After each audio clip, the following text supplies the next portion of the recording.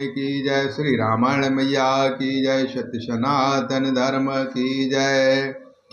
की तज मान अनुजो एवो प्रभु पद पंकज भ्रंग होय की राम सरानल खल कुल साहित पतंग लखन श्री रामचंद्र की जय। उमापति महादेव की जय। पवन सुत हनुमान की जय। या तो अभिमान छोड़कर अपने छोटे भाई विभीषण की भांति प्रभु के चरण कमलों का भ्रमण बन जा, अथवा रे दुष्ट श्री राम जी के बाण रूपी अग्नि में परिवार सहित पतंगा हो जा। दोनों में से जो अच्छा लगे सो कर। सुनत शोभयो मन मुख मुस्काई कहतु दशानन सवहि सुनाई। भूमि परा करु गहत आकाशा लघुता पशु कर माण विलासा। पत्रिका सुनते ही रावण मन में भयभीत हो गया, परंतु मुख से ऊपर से मुस्कुराता हुआ वह सबको सुनाकर कहने लगा, जैसे कोई पृथ्वी पर बड़ा हुआ हाथ से आकाश को पकड़ने की चेष्टा करता हो, वैसे ही यह छोटा तपस्वी लक्ष्मण बाल्यवास करता है, डींग हाँकता है। कहो सुखनाथ सात सब वाणी समझहु झाड़ प्रकृति अभिमानी। सुनत बचन मम परिहरि क्रोधा नाथ राम सन तजहु विरोधा। शुक्र दूत ने कहा, हे नाथ, अभिमानी स्वभाव छोड़कर इस पत्र में लिखी सब बातों को सत्य समझिए, क्रोध छोड़कर मेरा वचन सुनिए। हे नाथ, श्री राम जी से बैर त्याग दीजिए। अति कोमलो रघुबीर स्वभाव यद्यपि अखल लोक कर राऊ। मिलत कृपा तुम पर प्रभु करोहि और अपराध न एकहु धरोहि। यद्यपि श्री रघुवीर समस्त लोकों के स्वामी हैं, पर उनका स्वभाव अत्यंत ही कोमल है। मिलते ही प्रभु आप पर कृपा करेंगे और आपका एक भी अपराध वे हृदय में नहीं रखेंगे। जनक यशोदा रघुनाथ हो दीजे इतना कहा मोर प्रभु कीजे। जब तो ही कहो दैनु विदेही चरण प्रहार कीनु सटुते ही। श्री राम। जानकी जी श्री रघुनाथ जी को दे दीजिए। हे प्रभु, इतना कहना मेरा कीजिए। जब उस दूत ने जानकी जी को देने के लिए कहा, तब दुष्ट रावण ने उसको लात मारी। नाय चरण सरु चला सुजहाँ कृपा सेंद रघुनायक जहाँ। कर प्रणाम निज कथा सुनाए राम कृपा आपन गति पाई। वह भी विभीषण जी की भांति चरणों में सिर नवाकर वहीं चला गया जहाँ कृपा सागर श्री रघुनाथ जी थे। प्रणाम करके उसने अपनी कथा सुनाई और श्री रघुनाथ जी की कृपा से अपनी गति मुनि का स्वरूप पाया।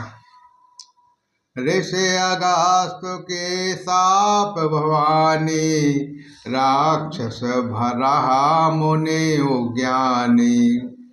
बांधे राम पद बारहु बारा मुनि निज आश्रम कहु पगधारा। शिव जी कहते हैं, हे भवानी, वह ज्ञानी मुनि था। अगस्त ऋषि के शाप से राक्षस हो गए था, पर बार बार श्री राम जी के चरणों की वंदना करके वह मुनि अपने आश्रम को चला गया। विनय न मानत जलोधे जड़ो गयो 3 दिन बीत। बोले राम शकोप तबो, भय बिन होय न प्रीत लखन, श्री रामचंद्र की जय। उमापति महादेव की जय, पवन सुत हनुमान की जय। इधर 3 दिन बीत गए, किंतु जड़ समुद्र विनय नहीं मानता। तब श्री रघुनाथ जी, श्री राम जी क्रोध सहित बोले, बिना भय के प्रीति नहीं होती। लक्ष्मण बानो सरासर आनो, 100 बारधि बेसखु कृपानु। शठो सनु विनय कुटल सनु प्रीति, सहज कृपनु सन सौंदर्य नीति। हे लक्ष्मण जी, धनुष बाण लाओ, मैं अग्नि बाण से समुद्र को सोख डालूं।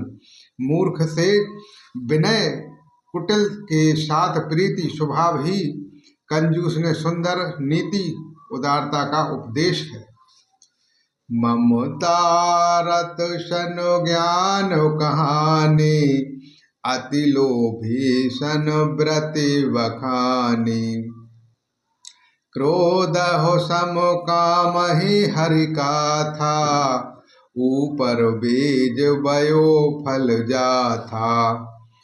ममता में फंसे हुए मनुष्य को ज्ञान की कथा, अत्यंत लोभी से वैराग्य का वर्णन, क्रोधी से सम शांति की बात और कामी से भगवान की कथा, इनका वैसा ही फल होता है जैसा उस में बीज बोने से होता है, अर्थात उस में बीज बोने की भांति यह सब व्यर्थ जाता है।